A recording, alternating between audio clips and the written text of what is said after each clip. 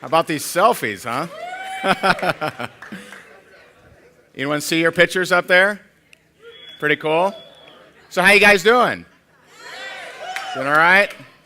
You guys over here doing good? All right. I'm impressed, I gotta say. I see a few empty seats, but I'm pretty impressed you guys are here on time. It's amazing. It's awesome. Congrats. It's fantastic. All right, let's see. We got a couple things that I need to share with you before we get the party started. What do I say first? First of all, was yesterday like awesome or what? That's pretty awesome. And it's pretty cool. Those of you on live stream, how are you? How you doing? Everyone say hi to live stream. Hi, live stream. Make sure, if you're on live stream, make sure you're in the Facebook group. I know that some people got added yesterday, and those of you here, make sure you're in the Facebook group. If you're not, just shoot an email to support@rayhigdon.com. We got some good conversations going in that Facebook group, Top Earner Academy 3. Some of you are like, Facebook group? Yeah, there's a Facebook group. We can get you in if you're not in there, so don't worry about it. But we have some great comments. I heard so many comments that was really, really cool to hear of people saying it's been the best event they've ever been to. And that was like day one. We're just getting the party started, guys. I mean, we got some serious stuff to cover today. Today is going to be epic. A couple quick things. One, my success panel, and you know who you are. We're going to have lunch with you guys today, so make sure that you get that memo. Talk to Thomas, talk to somebody other than me, and they'll tell you where to go, because I don't know. So we'll be doing that. And also, speaking of the success panel, that is absolutely a critical part of the day. You definitely want to make sure you're there. You're going to hear stories from different people of how they overcame obstacles to create success. You definitely, absolutely want to be there. Tonight, we have we're doing a Q&A. This may be unannounced. I forget if we told you guys this, but Jess and I are going to be doing an open Q&A. We're just going to sit up here, a couple chairs, very informal, and you're just going to be able to ask us whatever questions that you have. I did look over all of your questions from yesterday, every one of them, and number one, impressive questions. Really, really cool that you guys took the time to do that. Some of them very detailed. Many of them centered around, there were two big categories. Many were centered around fear, which we're going to talk a little bit about today, but a whole lot tomorrow, all right? And many were, and the other category was around lead generation and online marketing and things like that. Well, today you're going to get a lot of that. You're going to get a lot of lead generation, a lot of online marketing, taught to you in very, very simple ways so that you can actually implement this stuff. Our goal when we teach something technical is not to impress you with our knowledge, it's to get you to actually take action with very, very simple strategies. Does that make sense? Does that make sense? All right. Yeah.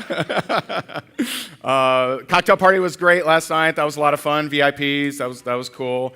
Didn't see anyone get too crazy, right? Maybe I missed it, I don't know. But had a lot of fun with you guys. So, all right, so let's go ahead, and I want to bring up our next speaker, and I want to give you a heads up. We do have a few of his books, and the book's called The Brand Called You. One of the keys of our success and why we have maybe done some things that others haven't is because we've built a personal brand. And I felt it was so important to share with you guys how to build a personal brand. He is an expert. He's been featured by on every major news channel that you can think of. He is a best-selling author. He's been interviewed by Wolf Blitzer. I listened to his interview by Dan Kennedy. For those that don't know, Dan Kennedy's kind of the man when it comes to copywriting and marketing. And this guy is absolutely brilliant. Some of you may have heard the interview I did with him in our virtual summit. How many heard that one? John did? All right, great, John. Awesome. John's like, I did, Ray. Terry did. Great. 2 people. Awesome. So most of you are like, wow, this will be a whole new experience for me. It's great. But this guy's amazing, and I really encourage you, regardless of your goals, because maybe your goal is to become the #1 income earner in your company, or to get on stage, or to become a trainer, whatever, okay? Maybe some of you want to create products, create an online marketing presence, whatever. Whatever your goal, just know this. Wherever you go, there you are. You're like, well, yeah. Why do I say that? Build your personal brand. No matter what company you're in, you're going to be there. No matter what your focus is, you're going to be there. This is why, I don't have to worry about, well, what if this fails? What if something goes wrong over here? Because I've built a personal brand. And if you build a personal brand, people are going to follow you. They're going to want to work with you. And I encourage you, no matter where you are in the space, just understand personal branding is a very big deal.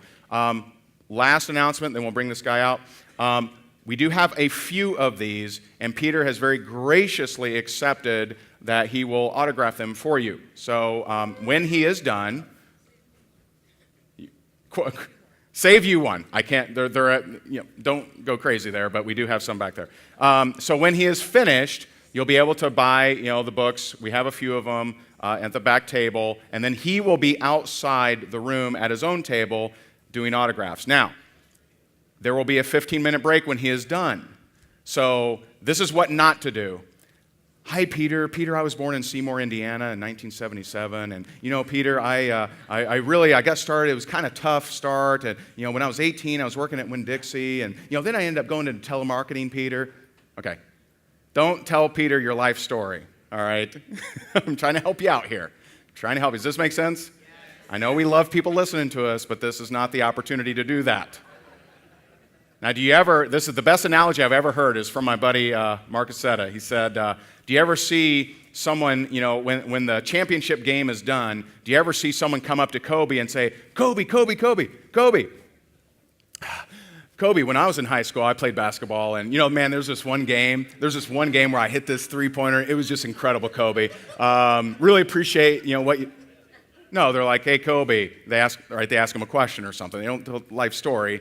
It's about Kobe, right? So when you're out there with Peter, just ask him, if you have a question for him, maybe hit him up. But, limit your time because we are very limited on his time.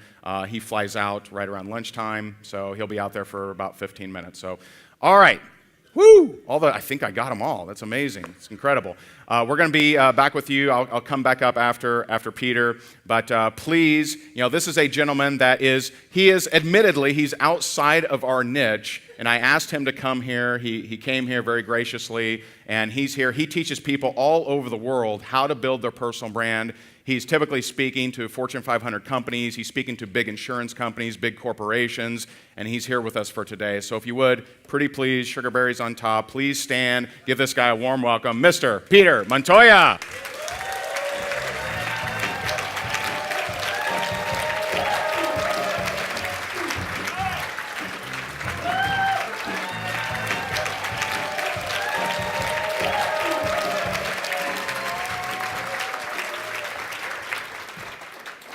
Thank you so very much. Well, good morning. Good morning. Good morning, everyone else. Good morning. Very good. So good seeing all of you. My name is Peter Montoya. Just out of curiosity, prior to today's event, how many of you had heard my name? Just about everyone. Okay, good. Well, I've actually been out in the industry for a long time. In the last 20 years, I first started speaking as a professional speaker in 1998, so we're looking at 17, 18 years. Since then, I've given 2,000 presentations, either keynote presentations or seminars. I've also written 3 best-selling books. I kind of had thought my experience had spoken for itself. I was out in the foyer prior to coming up here, and somebody asked me about where I went to college. I thought it was kind of not germane to my ability here, but he asked me if I had a degree in marketing or MBA. I actually do not. I have a degree in political science, of all things. Well, short story. My mom desperately wanted me to be a politician. I just didn't have the motivation, the ambition, or sex drive for politics. So, with a degree in political science, you only have a couple of choices. You can go into law school, you can go into sales or food services. I chose sales. I actually worked for my first job, actually, believe it or not, was with Tony Robbins. I was one of his front men. I would go into a city and be dropped there for 2 months at a time, and I would pre-sell his seminars, and I'd go to another city for 2 months at a time. I did that for the better part of 5 years, had tremendous experiences, made some lifelong friends out in the industry. It was a really wonderful experience. I was actually only a fairly mediocre salesperson. I was in the top half, but never in the top 10%. And when you're a good salesperson and you want to increase your, you're an average salesperson and you want to increase your sales, what you do is you get better at marketing.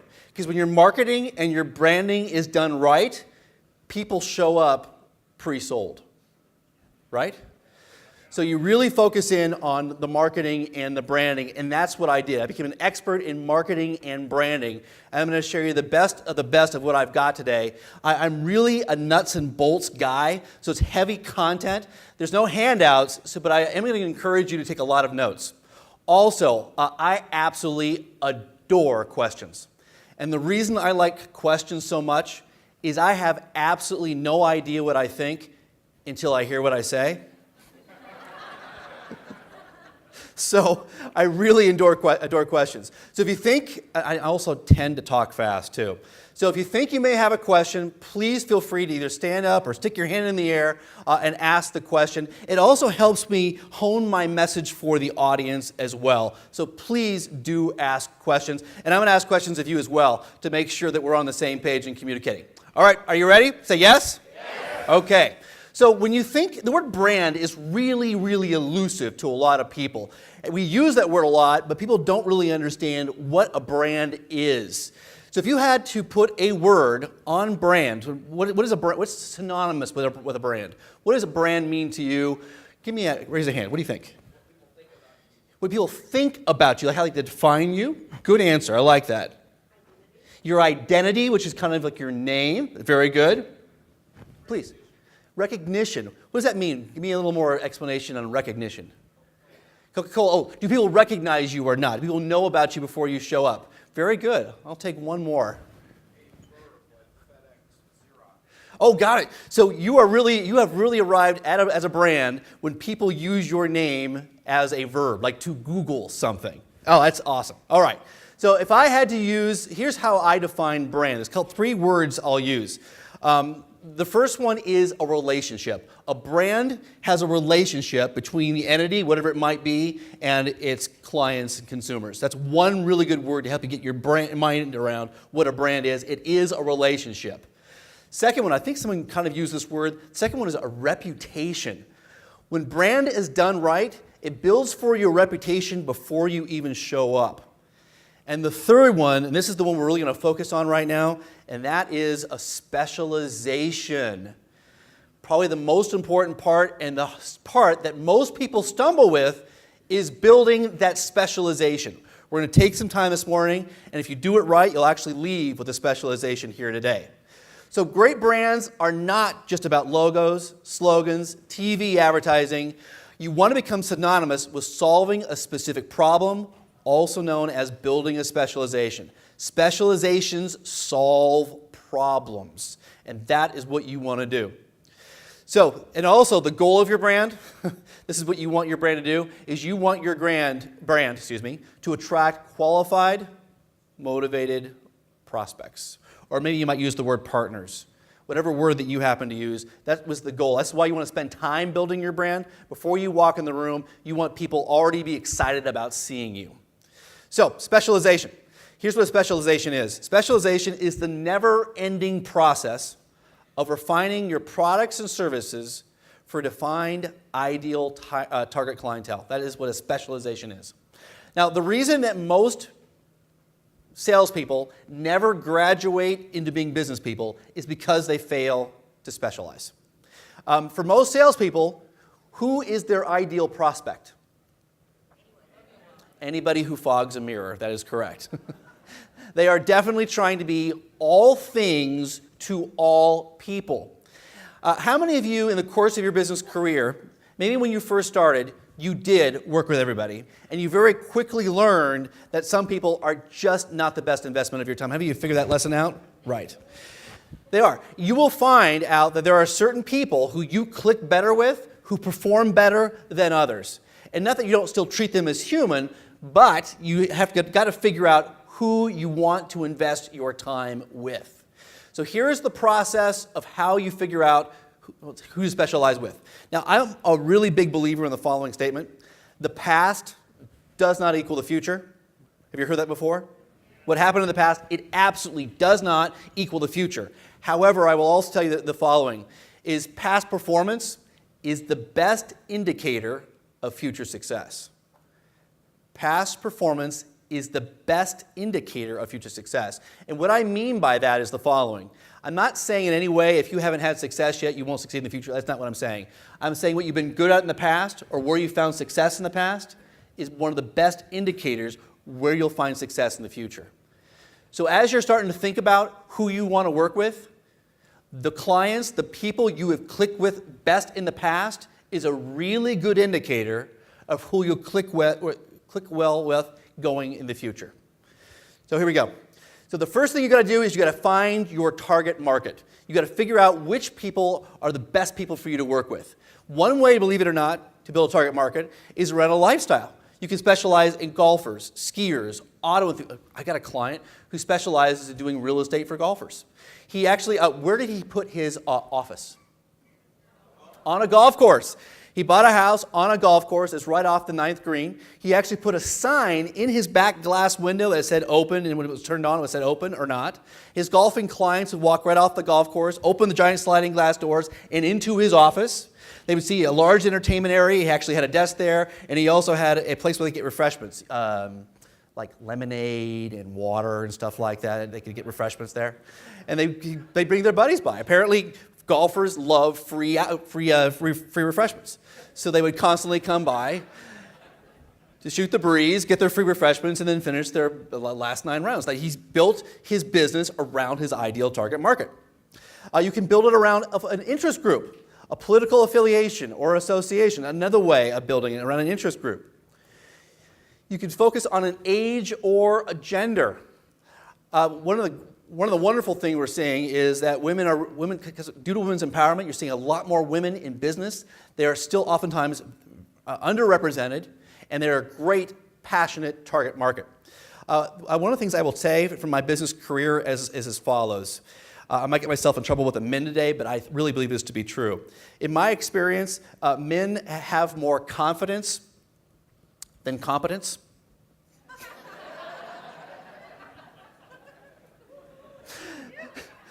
They get out there and have big peacock feathers, a lot of show, but oftentimes they have a good woman behind them delivering. And that women oftentimes are more competent than they are confident. They really want to become excellent, stellar, bulletproof before they put themselves out there. And what I'm going to encourage the women is be bold. Be bold. Take a page out of your husband's playbook and be more confident. Do that. And I'm not saying men are incompetent. That's not what I'm saying. I'm having a little bit of fun here. But don't be afraid to focus on that market. It's a great marketplace. Next, occupation-based. You can focus in on an occupation. Firefighters, attorneys, engineers. How many of you have experienced the sheer bliss of working with engineers before? Have anybody had that good time before? It is so much fun. I actually have a client who is a recovering engineer. And he's a financial advisor now, and he specializes in working only with engineers. Who has become his number one referral source? How does this financial advisor get all of his engineering clients?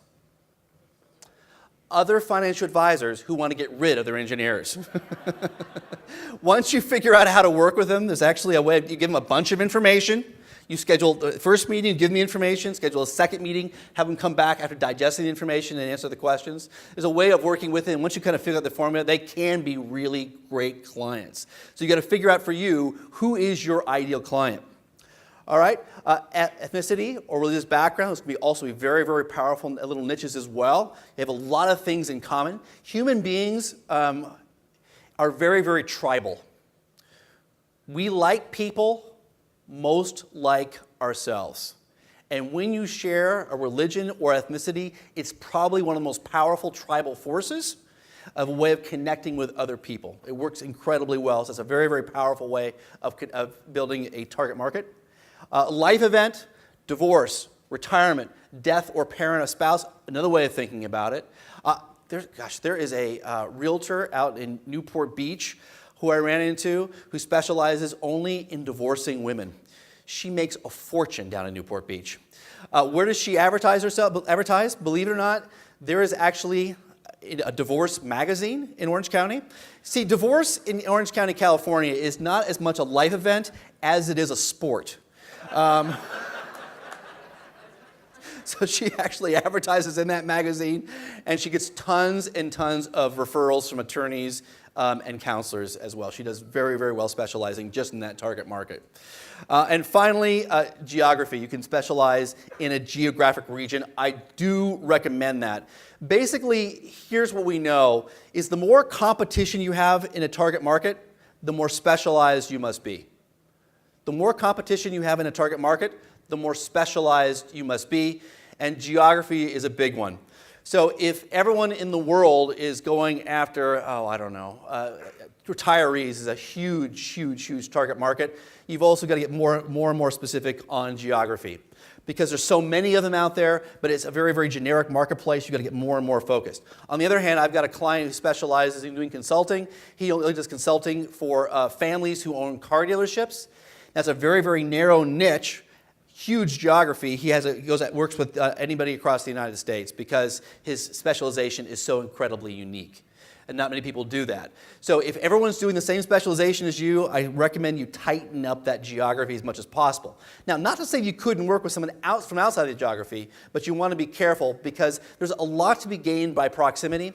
Despite how good we are at social media and live streaming and conference calls, there is something to be said about having an in-person meeting. It's because of a little-known drug called oxytocin. It's a long story, but oxytocin more or less happens in in-person meetings. The old expression, there's no substitution for an in-person meeting, is because of this hormone we have that gets released during in-person meetings called oxytocin. So it does help if you can see your partners and your clients on a somewhat regular basis. So I do recommend figuring out your geography. So whenever possible, you do geography and something else. So the first part of building your specialization is know who your target market is. Next is to design your products or services around your target market. There's actually 3 ways to specialize and only 1 way to generalize. The first way to specialize is develop your products or services, a wide selection of products and services around a narrow target market. All right, the easiest way to figure out whether you have a product or a service is as follows. A product is what? Give me the one-word answer. What is a product? How can you tell a product versus a service? Tangible. Products are tangible, and services are intangible, right? So you can develop a wide selection of combination of products and services for a narrow marketplace. So it might be like coaching, training, keynote presentations, wide selection of marketplace. Maybe you figure out who your target market is. It's only realtors or car dealerships or women, something along those lines. Wide selection of products and services. Second way to do it is either have a narrow product or a narrow service around a wide target market. Now this one can be a little bit tougher, and the reason is this, is how many other people can offer exactly the same product or service that you do? Now for many of you, it's probably a lot. And if there's a lot of people offering the same product and same service as you are, it's very, very difficult to differentiate yourself. So you probably have heard that word before, differentiation. And a lot of us try to differentiate ourselves in the execution of our branding, the words we use, how we create a slogan, and things like that is really difficult to do. The best way to differentiate yourself is right here. These models is the best way to differentiate yourself from the competition. Most likely your competition is over there in the Model D, all things to all people. So as soon as you pick one, you're better off. So narrow product, narrow service, wide target market. In the last way, C works pretty well too. A narrow product or narrow service for a wide, sort of narrow target market. Any of those 3 work great. The one that's really tough is number D, all things to all people. Now, when you first get started in your career, it is okay for the first 2 to 5 years, no more than 5 years, to be all things to all people. 5 years is really pushing it. So you can, for a while, have a wide selection of products and services in a wide target market, but only as long as it takes you to figure out who your niche is. As quickly as possible, you want to figure out what your niche is. Now, here's the reason why. If you want to build a brand and you want to attract people, here's the hardest lesson for us salespeople, is you have to repel in order to attract. you have to turn off in order to turn on. So the question is, who are you willing to repel in order to attract the audience that you want? Now, going back a couple slides, do you remember how I told you this? Oh, I use this phrase right here. It's a never-ending process. Is it possible or is it probable that your specialization will change? Possible or probable? Highly probable your specialization will change.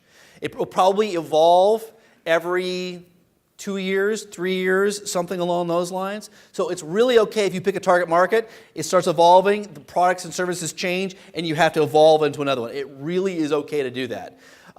It's okay. All right, so let me take a second for questions. Are there any questions so far on building a target market specialization? Questions?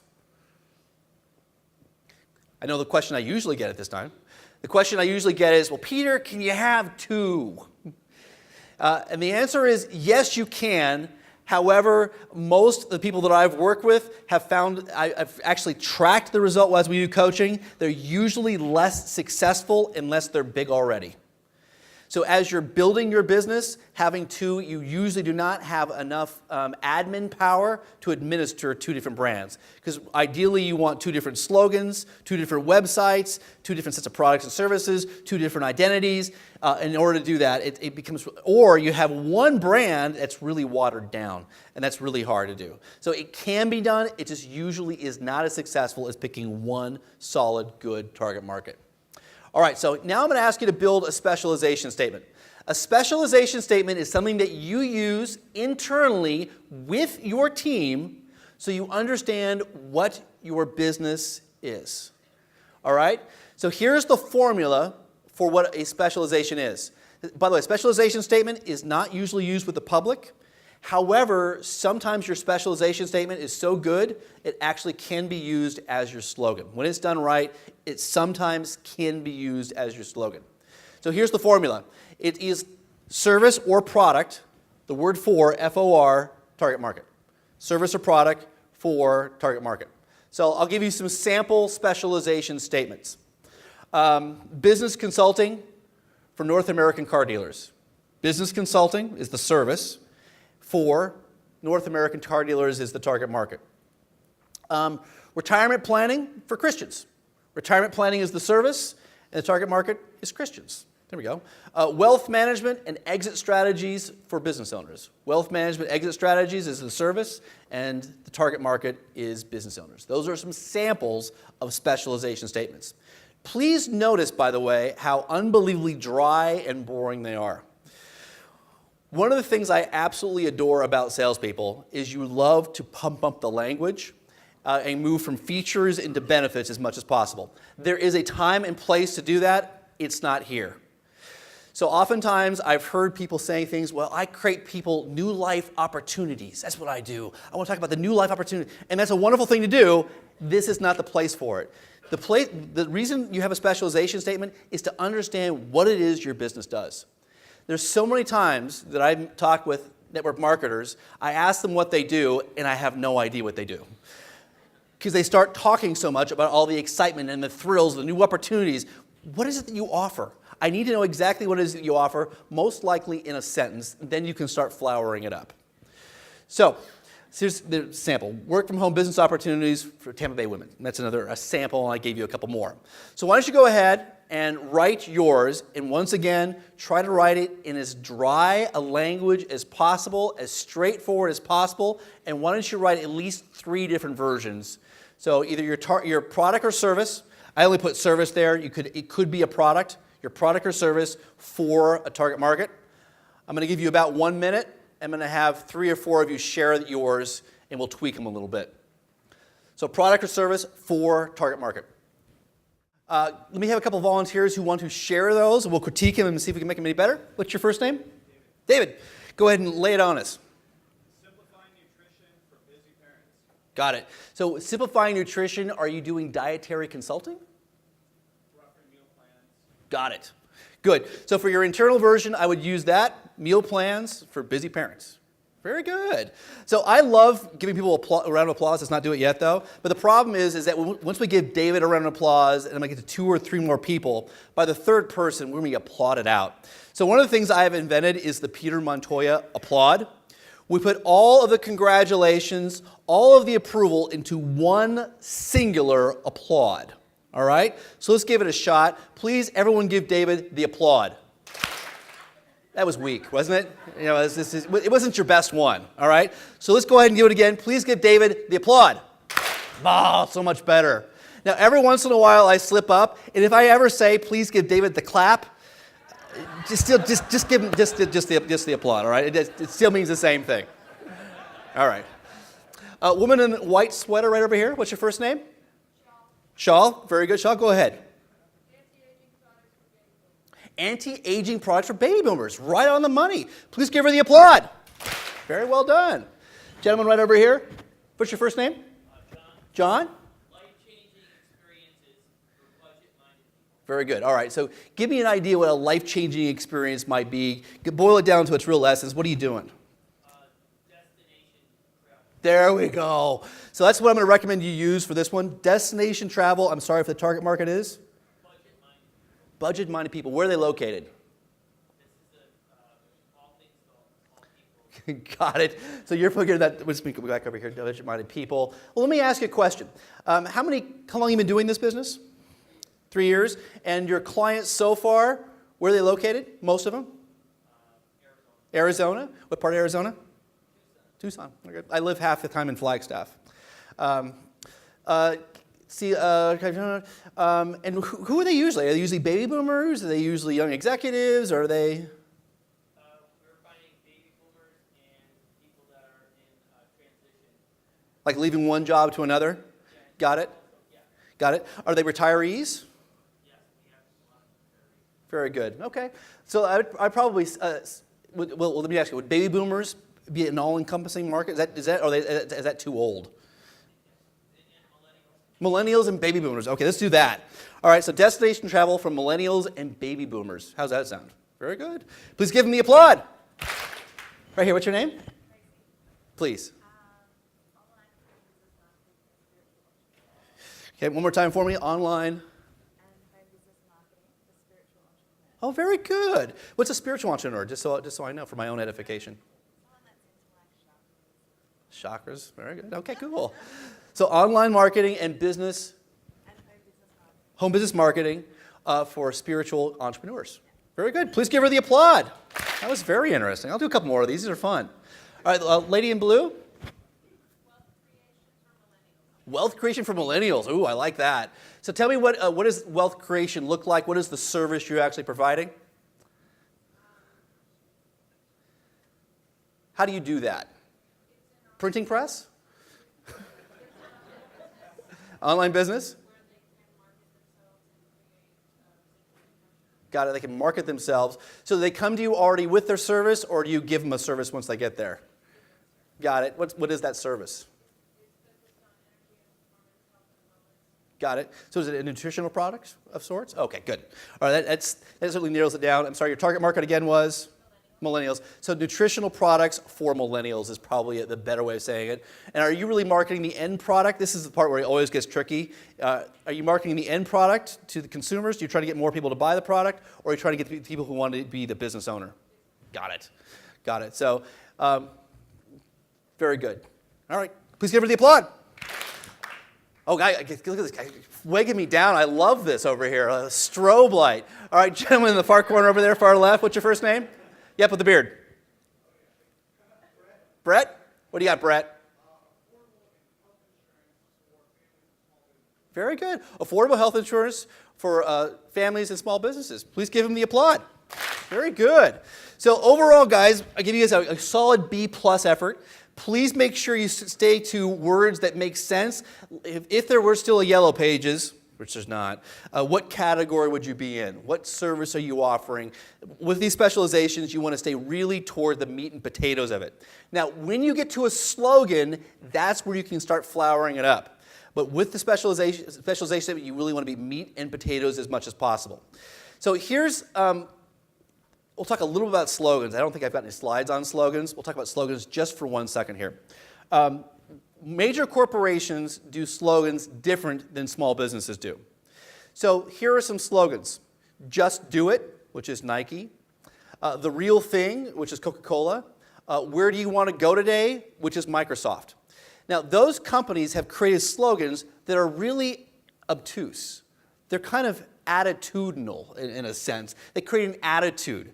But they can get away with that. Why can Nike and Coca-Cola and Microsoft have a vague slogan? Why can they do that? Right, we already know what they do.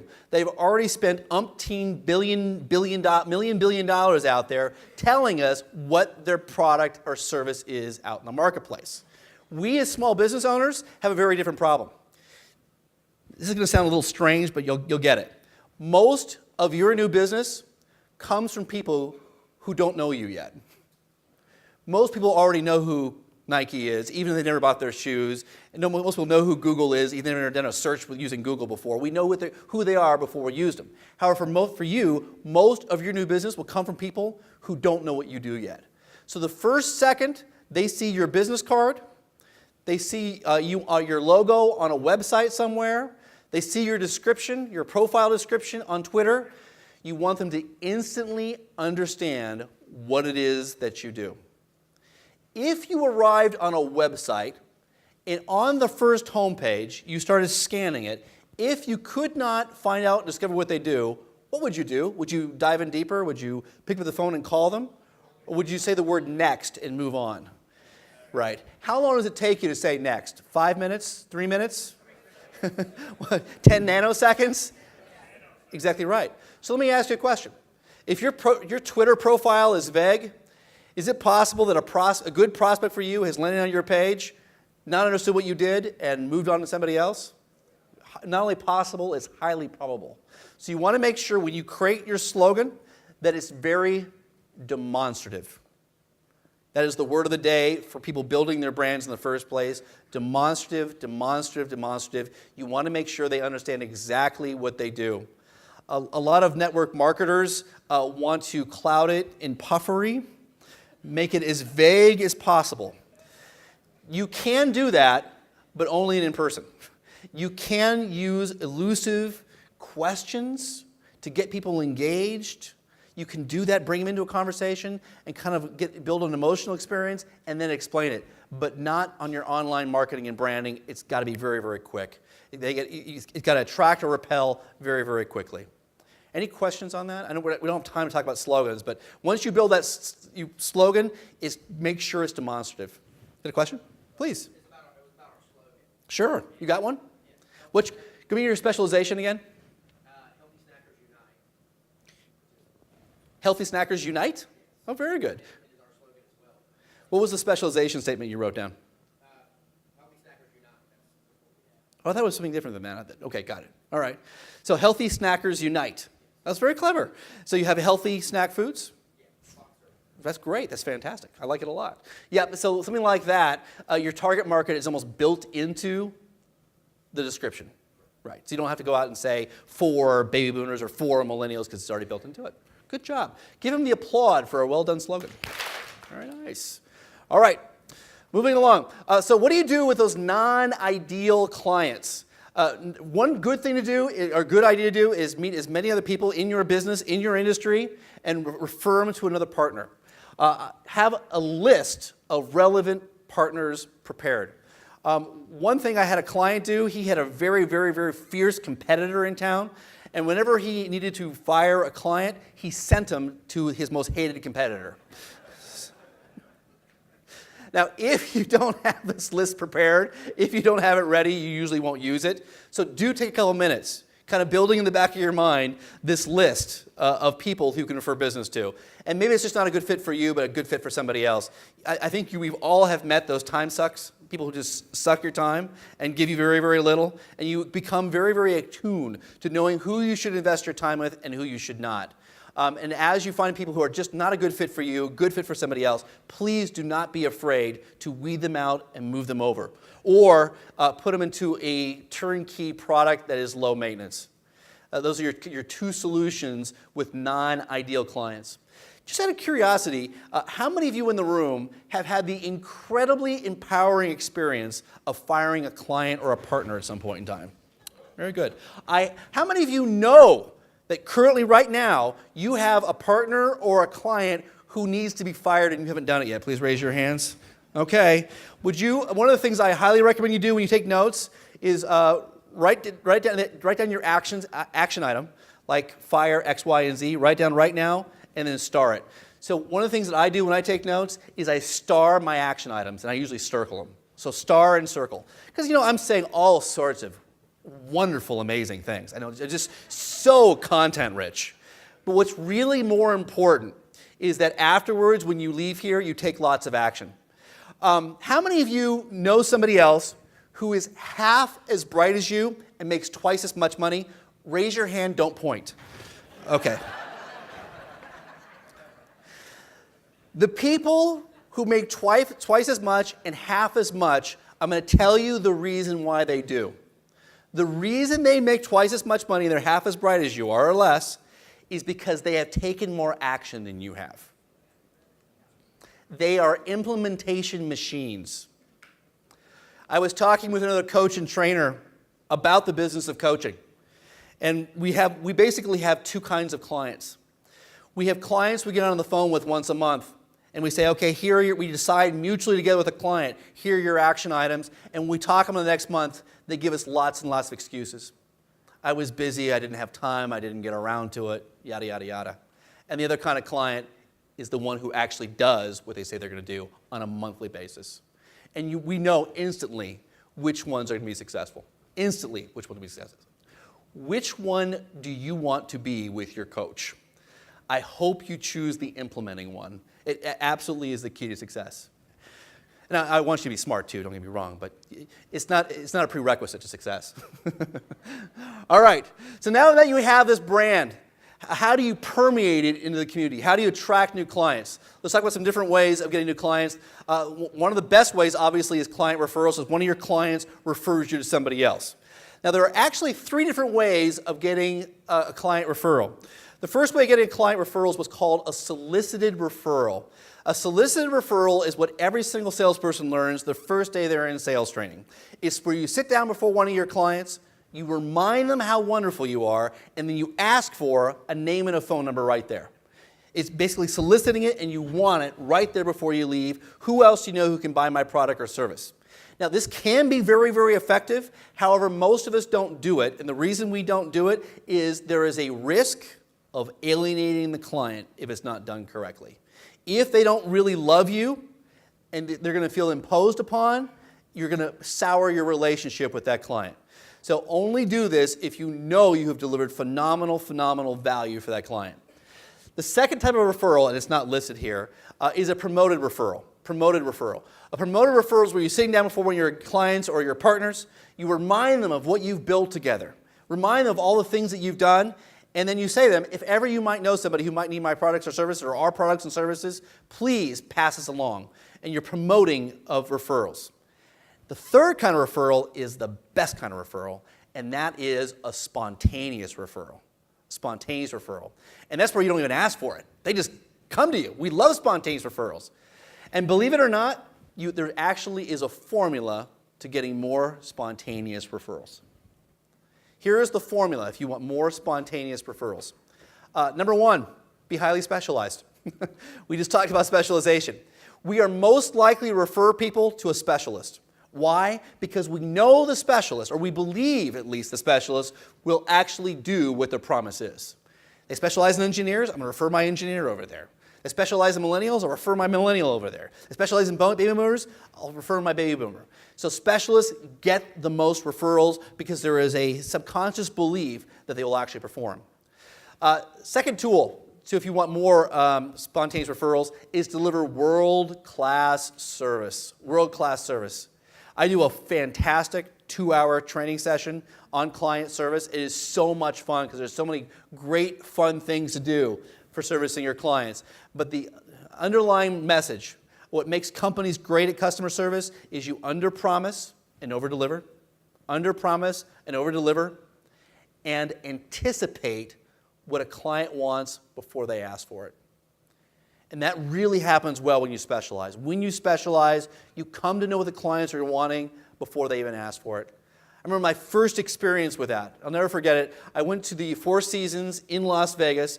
Las Vegas, almost no matter when you're there, is 4,000 degrees. I went out to the pool, was laying by the pool, and every hour they came by with something. 1 hour they came by with free sunscreen. 1 hour they came by with frozen grapes. But my favorite thing they came by with was a iced down towel. They had put wet towels with ice water on them. They brought those by to us. And when that came, I absolutely loved Four Seasons for life because of it. They anticipated what I needed before I asked for it and gave it to me. How can you anticipate what your clients want and deliver it before they even ask for it? One of the best forms of management, by the way, one of the things that I do with my really important things, I actually print the questions up and put them in front of me. The two questions that I have that I'm constantly being reminded of, one of them is, what do my clients need that I haven't given them yet? It's right in front of me on a regular basis. I see it every single day at my desk. And the other one, which is a time management technique, this one's worth something. Do you want my time management technique? No, you don't want it. You don't want it. Do you want it? Okay, all right, here it is. It is the best question, especially in small business. So have you, oh, by the way, how many hours a day can you spend in your email inbox? All of it. Now here's what's amazing to me, is that I have done this before, I admit this, I have spent all day in my inbox just answering questions and sending emails out. Or there are days where I'm out all day for spending 8 hours out of the office, and I come back in the office and I get all my email done in 1 hour. Isn't that amazing? So here's the question that I use. What is the most effective use of my time right now? What is the most effective use of my time right now? Because oftentimes you have those days where you have some appointments and you have all this free time. And in that free time, you can go a million different directions. I stop myself as I start getting pulled in these, I don't know what you might call them, these deep dives or these black holes of time waste. And I stop myself. I go, okay, what is the most effective use of my time right now? And almost always it's a marketing or branding activity of some sort. And one of my other techniques that I do, by the way, is that marketing is really hard. And the reason marketing is so hard is it is a proactive activity.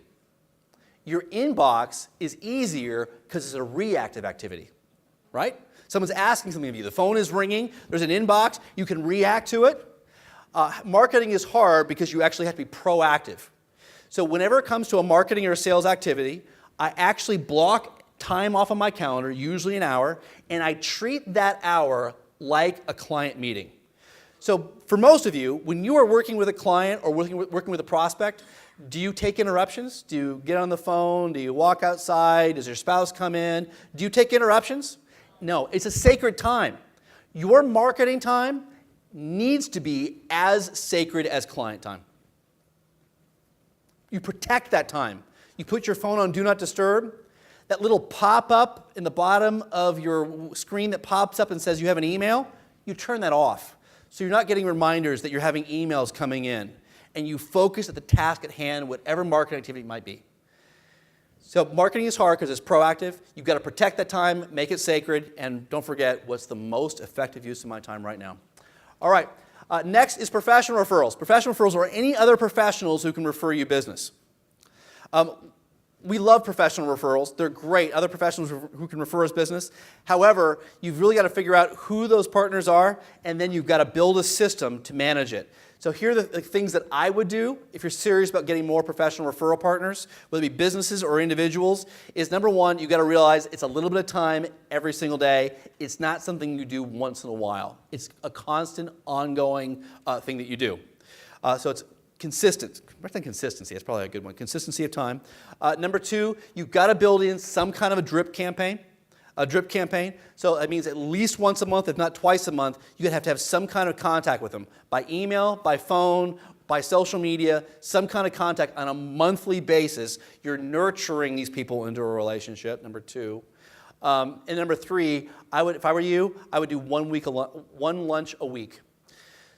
So I'd find 14 12 to 14 prospective partners, and then I would have one lunch per quarter with them, is what I would do if I were you. Find 12, have one lunch per quarter with them where you're really trying to nurture that relationship. We'll be talking more about that word nurture coming up here a little bit later, because what we all want, we're all looking for a magic bullet, but in the world of relationships, there are very, very few magic bullets to instantly build relationships.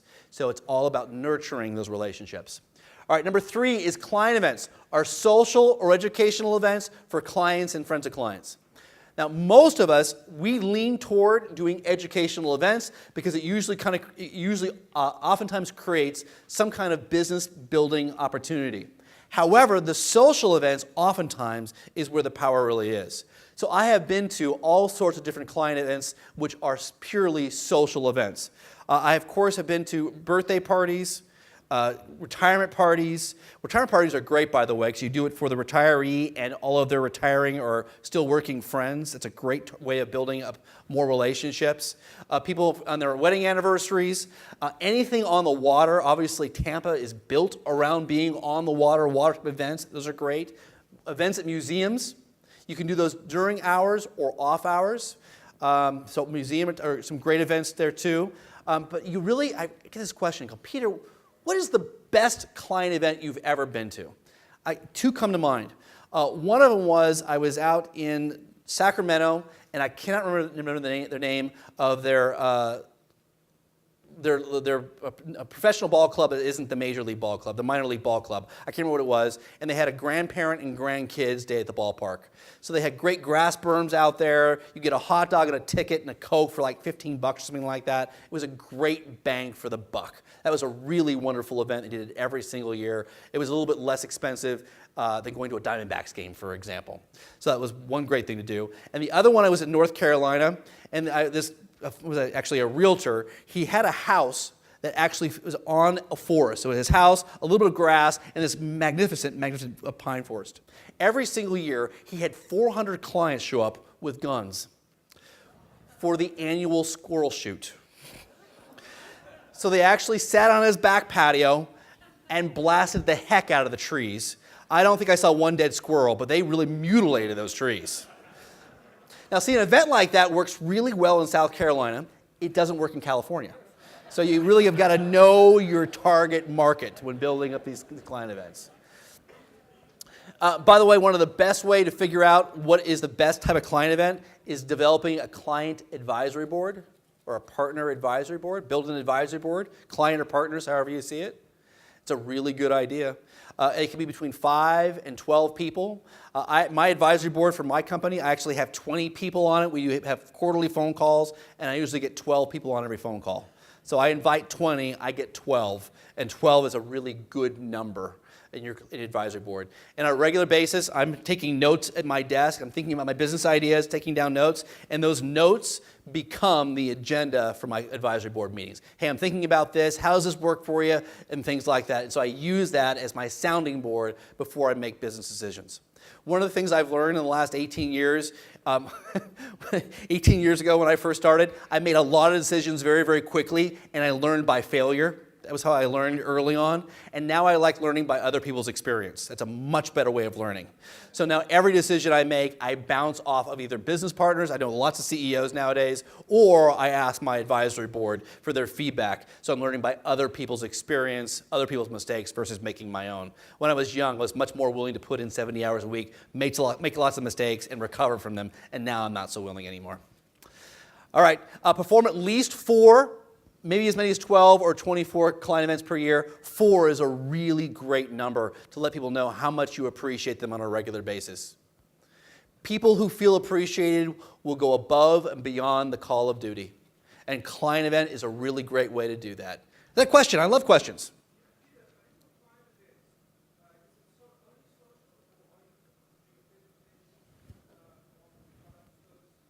You can. So sure, you can kind of mix both. So you can do, 15 minutes of a presentation and then another 2 hours of a social event. So sure, I've done lots and lots of ways. Absolutely, you can do that. Another really great client event I had was a financial advisor. He would have a shredding party on a regular basis. So you know how you've collected all this paper? Now it's mostly scanned. You have all this paper. He would actually have clients out to his parking lot. He had one of those large commercial shredders. He would do a barbecue and do an ice cream social, and clients would come along and just shred documents all day long. Question? Sure, go ahead, ma'am. My question is around developing a client or partner advisory board. Yes. If you're just starting out and you have like clients or business partners, is it okay to send a survey as opposed to trying to build an advisory? Sure. You can do a survey. One of the things that's been happening right now, and we know about in the marketing industry, is people are getting surveyed to death, and we're not answering surveys anymore. So my guess is if you only have 10 or 20 people who you're working with, you send out 20 surveys, you may only get 1 or 2 back, and it's too small of a sample size to get anything meaningful out of it. You might just want to take some people out to lunch, and it's much more qualitative. So if there's fewer numbers, do something smaller and more qualitative so you can really get into what they're thinking. Good question. Good. Please. Client events sound great, but my business that I do, I don't have many people local because all my people are global. Global. So how would you, Do you ever see it? Do you ever see them? Do you travel at all to go see them? I do, but people never stay. Right.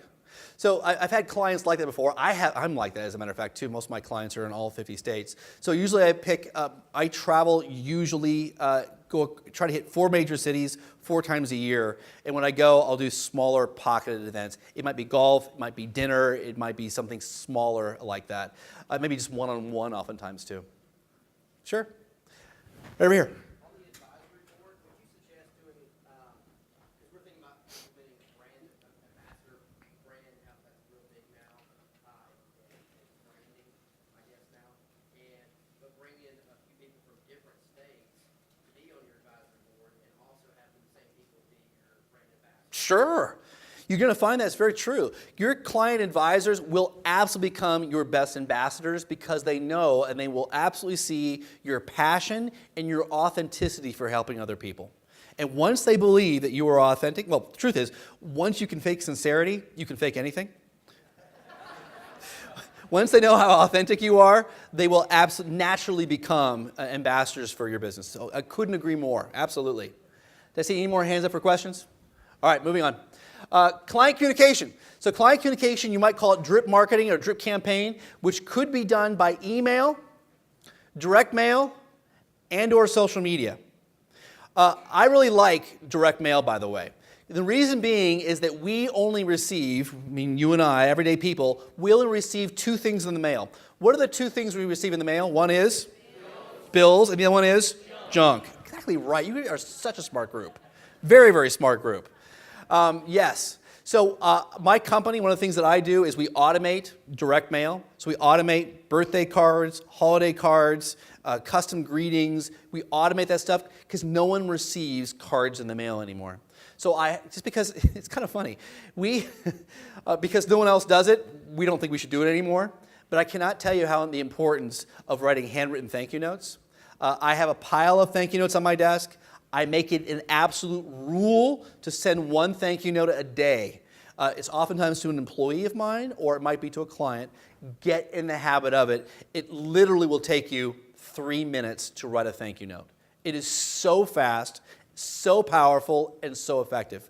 I probably get thank you phone calls or emails for 70% of all the thank you cards I send out. So please use handwritten cards or card services if you have to for your birthday cards and stuff like that. So here are the different frequencies. Low end, moderate. Let me ask you a question. How many contacts does the average business have with their client per year between email and direct mail, not including bills or statements? How many contacts does the average business have with their client per year by email, direct mail, excluding statements and bills? On the count of 3, give me your best guess. 1, 2, 3. 5. All right, someone said 5, 12. I think it's about the national average is a little more than 4. Now that business is trying to do 3 things. The number 1 rule, first rule of all of business is as follows. Does anyone know what the first rule of business is? Make money. That's great. Actually, okay, we'll put the first rule of marketing communications. All right, what's that? First rule, keep what you got. Keep what you got. So the first reason why you drip on your clients and your prospects is to maintain the current relationship. That's reason number 1. Reason number 2 that you have a drip campaign is to develop more products and services, to generate more product and service sales from your existing clients. And number 3 is generate more referrals. So those are the 3 reasons why we have a drip marketing campaign. Keep your clients, more sales, and more referrals. Is 4 touches per year enough to achieve those goals? Yes or probably not?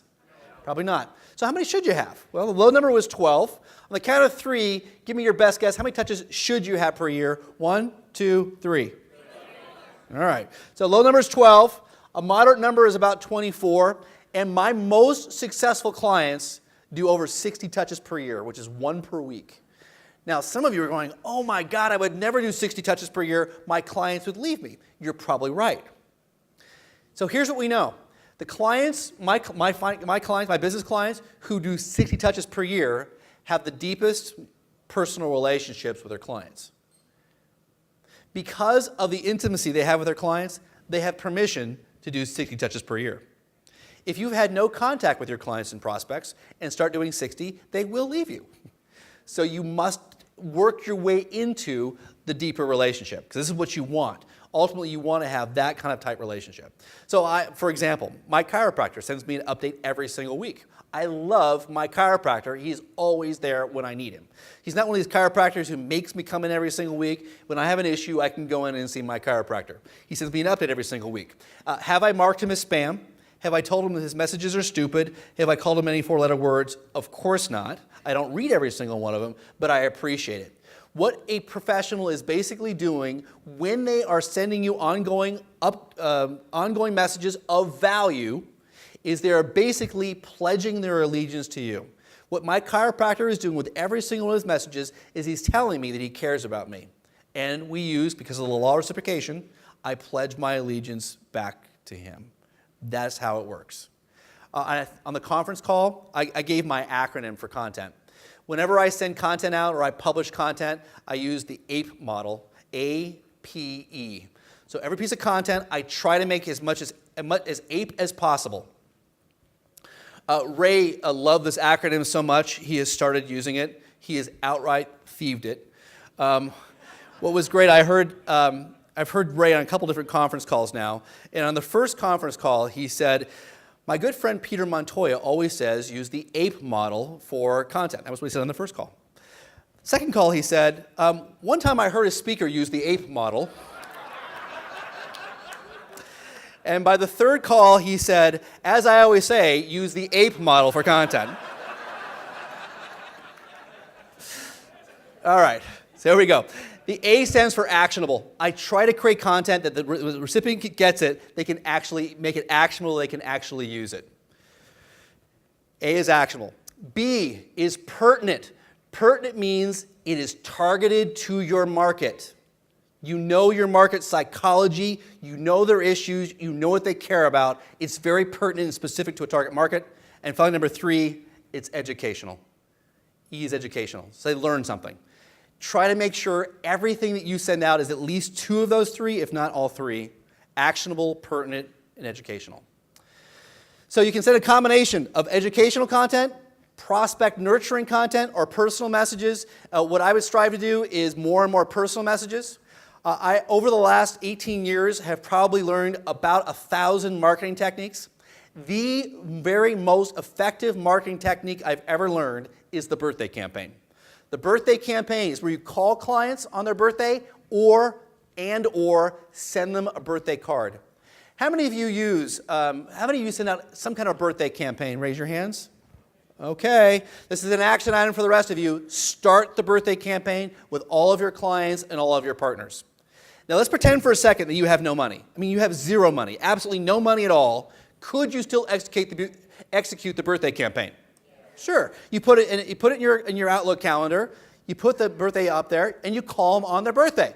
Now, very important, when you call them on their birthday, you only talk about them personally. You don't talk about business at all. One time I made the mistake of I called a client, wished them a happy birthday, and they asked me some questions about business, and we talked about business. 2 weeks later, he called me up and said, Peter, why didn't you call me on my birthday?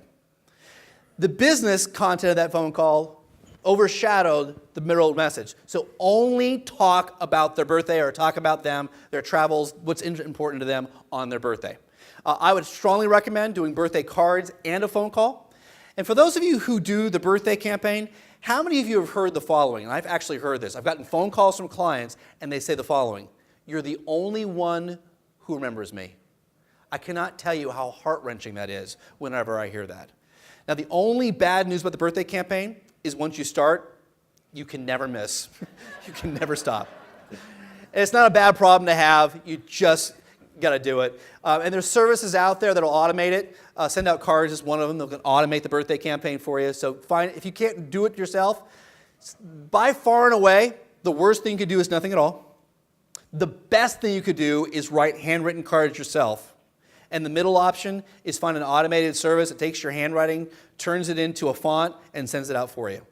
Once again, worst thing you can do is nothing. Best thing you can do is do it yourself individually. And the middle option, which is better than nothing, is find an automated service. All right, website. Make sure that your page is current. You don't want people showing up and being scared when they see you because your picture is so out of date. So pictures need to be updated no more than 3 years. Every 3 years, new picture on your website. Make sure the text reflects your specialization. Nothing's worse than going to a website and not being able to figure out what they do. Make sure your specialization is the first thing that they see on your website. So here's elements of an effective website. Domain name. Whenever possible, your website address should be the same as your company name.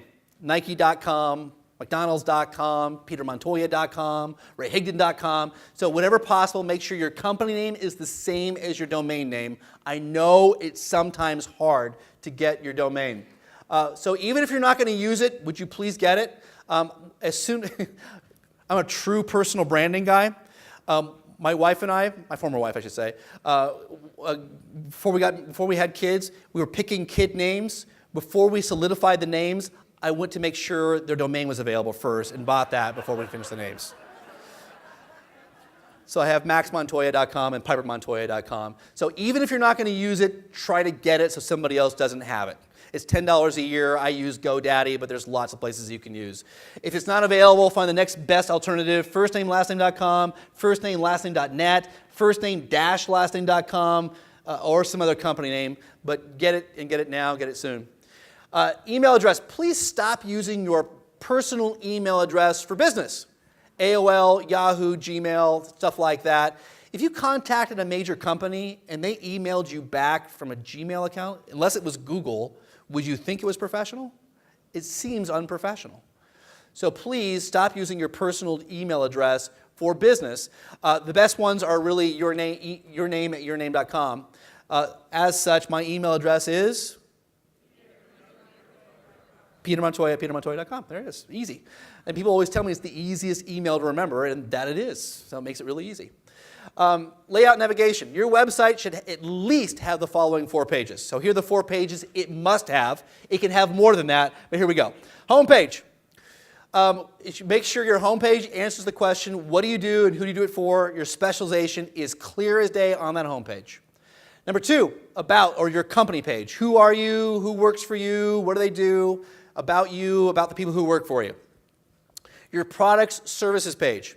You may want to go into detail about your offering. That goes into your products and services page.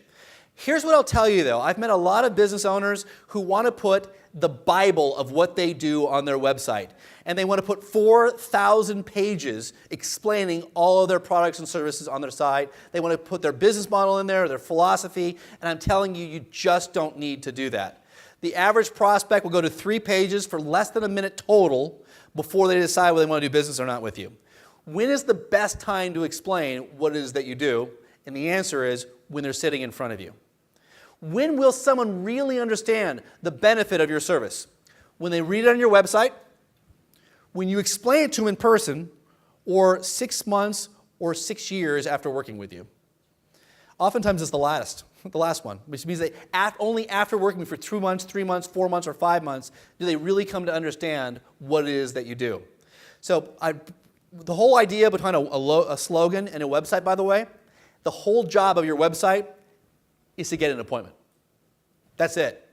get an appointment, and once you have the appointment, then you can explain how wonderful you are and confuse them with all the things that you do. Explaining all those things, right? All right, and finally, a contact page, phone number, fax number, email address, social media pages.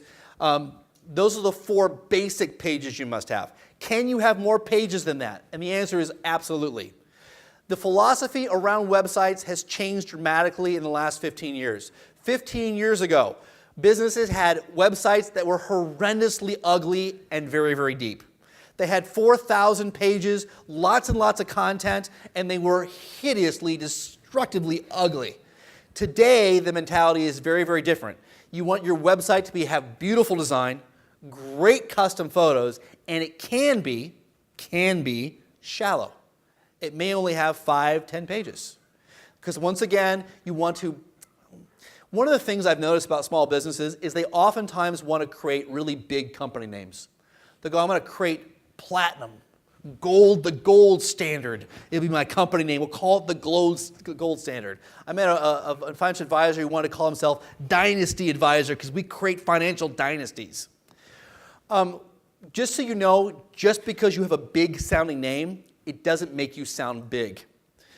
What a prospect is looking for when they come by, or a prospective partner is looking for when they meet with you, what they're looking for is substance. You can't fake substance. You either are substantive or that you're not. So please do not create some big name. What's really funny too is the bigger the company, the smaller the company name. So only small businesses create big names. Some kind of name envy or something like that.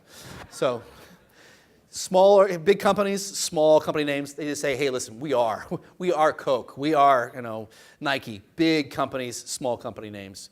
So make sure it's substantive, high quality on your website. Networking, belong to as many as between 2 and 5 different networks.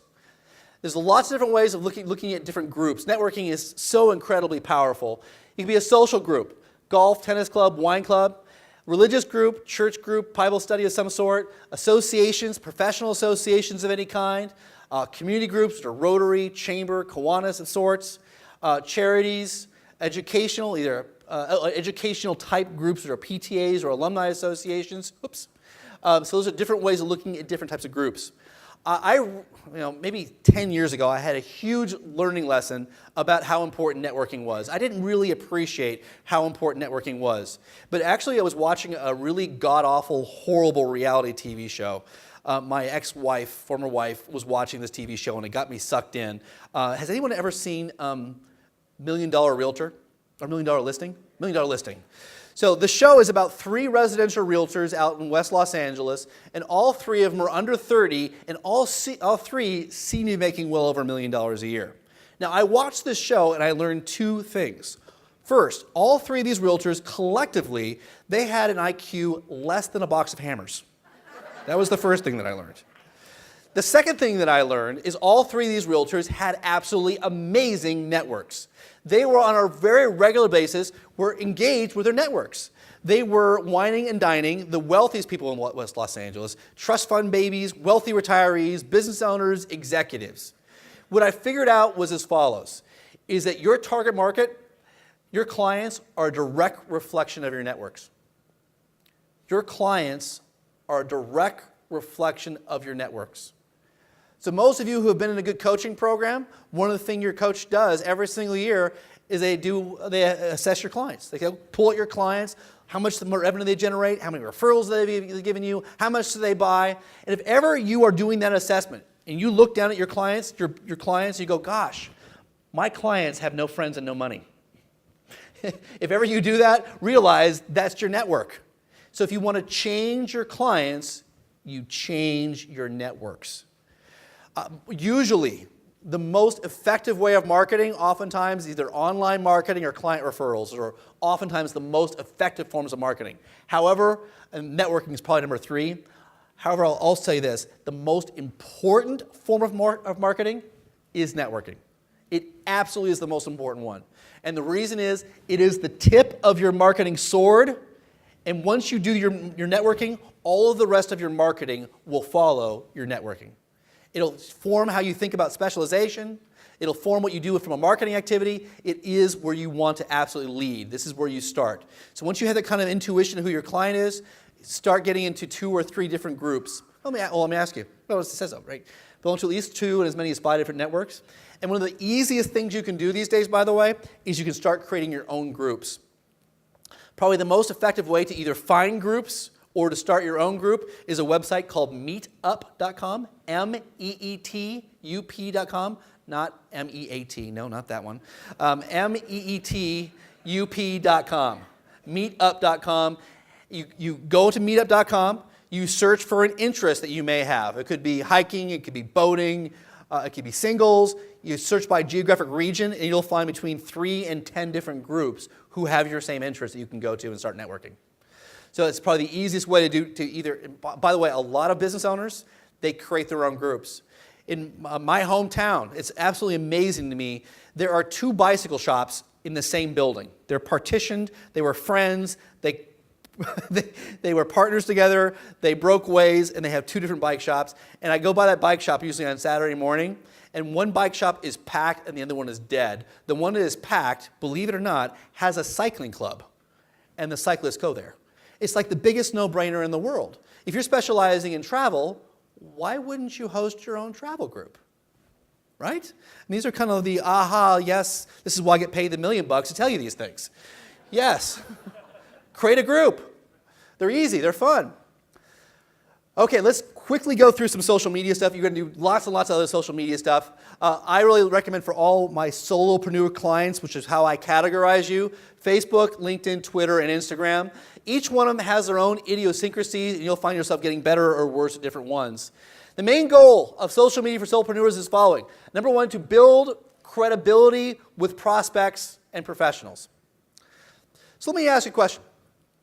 How many of you have heard of a person and heard of a company, and before you called them or contacted them, you did a search form online? How many ever have done that? Please raise your hands. Right, all of us. If you cannot find them online, what is your perception of that person or that company? They are what? Weak, outdated, non-existent, not professional. Someone said impotent. Okay, I'll go with impotent. All right. Right. They're basically not real. They're not a real company. So is it possible or is it probable that someone has heard about you, has searched for you online before they contacted you? Possible or probable? And is that probability growing every single day or shrinking? Growing or shrinking? Growing. Absolutely right. Now, every once in a while, I'll meet a business owner. He'll say, Peter, listen, you don't know my business. We're out here in Iowa, and my clients are seniors, and they're not online. And not knowing their marketplace and their clients, I will concede that point and say, okay, maybe your client's not online. But here's what I'm absolutely positive is, you know who is, if the senior's not online, do you know who is going online on their behalf? Their kids are going online and checking out for them. So do not take the risk of not having a really strong online presence. It is amazing. Oftentimes I find people go to my Facebook page, which is really my personal page, before they go to my Twitter account and LinkedIn account and things like that. Why do people go to Facebook first? Is it because they really want to know who you really are? Yeah. They want to see what your personality is. So you may have shied away from it, but people are very interested, if they're going to do business with you in some way, where you might go to church, where you went to college, what is your profession, which sports teams do you like, what kind of things do you post on a regular basis. I'm also going to tell you this, for those of you who have a Facebook profile but haven't really used it yet, healthy people have friends. So if you have a Facebook profile and you only have one picture of you and you have 5 friends, you look like an antisocial loser. You have got to actually get on there and accept every one of your college buddies and high school buddies who's come on and said, friend me, you should accept those. Yes, you should. Healthy people have friends, so please use it. It is a great tool for maintaining current clients. And finally, number 3, it helps you nurture prospective clients into active clients, and number 4, new business, or we'll call lead gen. Those are the 4 goals of social media, and probably most energy put in the top 3. The best social media posts are topical, relevant, interesting, and expressive of your personality. Should you be careful about what you post online? All right. As such, I only post personally about 3 things: sex, religion, and politics. Those are the only 3 things I post about. So, I don't. I don't post those things. That was my dry humor. I was kidding. The most appropriate social media posts include travel. People love to see what you travel. See your travel. It's a really easy common denominator. The only danger thing about travel is you don't post too much about travel. If you post too much about travel, people think what? You never work. They'll think that. So not too much. So, and also you gotta be careful about travel. Most people now only post about travel when they get home, not while they're away, so they're not advertising to burglars when they're not home. Family, friends and family is also very popular. Should you be careful with young kids? Of course, use your discretion on that. And finally, links to outside articles that you find appropriate for your target market. Either articles that you've written or articles that follow the APE model that speak to your target market. Local news, national news, educational pieces, anything along those lines. I'll give you one more second to take a photo of the screen if you want to photograph that. Okay. Here are the things you want to keep away from. Here's what you want to keep away from. Politics. Keep away from politics unless you're going to specialize in a political party. If you're going to specialize in one of the 3 or 4 main national political parties, then please post politics all day long. Politics is great. It's so powerful and yet so divisive. So it follows the lesson I gave you earlier, which is in order to attract, you have to repel. And you start posting about politics, you will do that exactly very, very quickly. You will attract your target market and repel everyone else. It's very, very divisive. Religion can be the same way too. Please pray for my daughter's entrance into Biola University. Unless you're not a Christian, we don't want to jinx it, of course. Offensive jokes. So keep away from those 3 as much as possible. All right, moving along here. Choose the communication strategy that fits your style. Most of my clients are a little more conservative, so believe it or not, once per week plus urgent posts. Urgent posts is anything newsworthy that's really important and urgent you have to get out, so it's really a low communication strategy. Twice per week, daily. I'm personally at twice a day, except on weekends is usually my strategy. And if somebody else comes up here and says, 5 times a day, take their advice. This is an area where you can do more versus less. However, I will also say this, is that so much of social media is really focused on talking, on communicating. What I'm going to tell you, however, is this. The reason I use social media and the reason I connect with my clients online is listening. So I, first of all, one of the questions I sometimes get is, Peter, how do you have time for social media? Personally, I only use social media when I'm waiting. So I'm waiting for an elevator, I'm in an airport, I'm filling up my car with gas, I'm driving a car, I'm waiting. Kidding about the driving a car and doing it. But that's the only time I use it. And the first thing I go to is I create a list of my clients and I scan through my clients' posts. Do people post about major life events on their news feeds? They do. So in the old days, 50 years ago, if we were living in Mayberry, we would see our friends and our clients on a regular basis at the grocery store, at the church, or some kind of civic center. But today, we post about things online. This is how we get our news about our friends, is by seeing it online. So even if you don't want to post anything, let's say you're really against it, get onto LinkedIn or Facebook or whatever it might, Twitter. Connect with all of your clients, all of your network, and just read what they post so you know what's going on. I meet a lot of people, and they say their mentality regarding social media is as follows. Their mentality is, well, I would only want to friend or connect with people online who I would have dinner with. If I'm not going to have dinner with them, I don't want to connect with them. If you are in business for yourself, and your business is driven by referrals, that is the wrong mentality. You want to connect with as many non-creepy people as possible. All right? You want your network to be as huge as possible. You want to be as pervasive as possible if you're trying to cultivate more referrals. I say as big as possible. Unless you're a public personality, don't go too much higher than 2,000 or 3,000 because then you just look like you're a poser trying to get friends. So keep a lid on it unless you're a public personality of sorts. There are some numbers in there where it starts getting a little bit funny. All right. I think that's basically it. All right. What questions do I have on anything I covered or did not cover in my remaining moments? What questions do you have? Sure. There's a post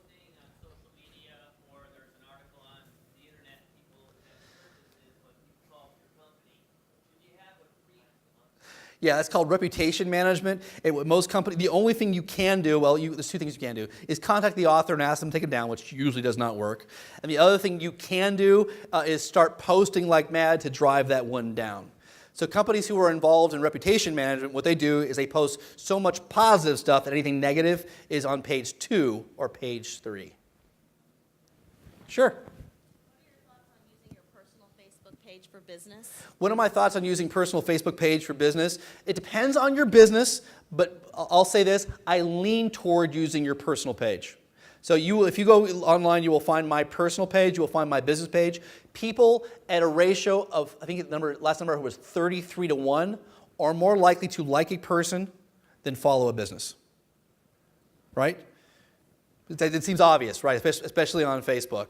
We care about people and businesses. Facebook is just a social medium in general. So there is a place for business, and unfortunately the ratios are far more toward personal. And that's really what you want anyway. Good question. Any last questions?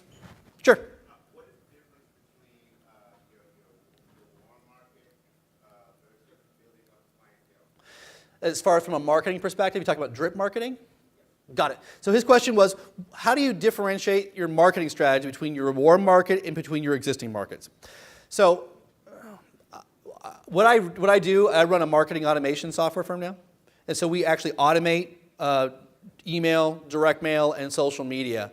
And what we allow for is our clients to actually segment their books of business between their A clients, B clients, C clients, and prospects and professionals. So you can have different marketing strategies for each different group. So that is what's ideal. However, for most of you in the room, you may not have the manpower, the time of the day to actually segment your clients.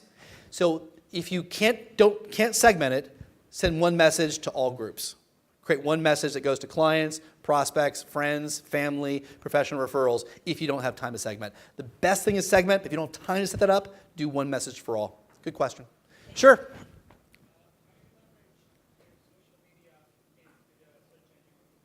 Oh, good question. I think you're going to have people who are more brighter than I am talk on that subject coming up here. I don't have enough good answers for you. Thank you for asking them. Sure. Kind of related to the other question about social media profiles. What about somebody with a personal brand that's, their personal name,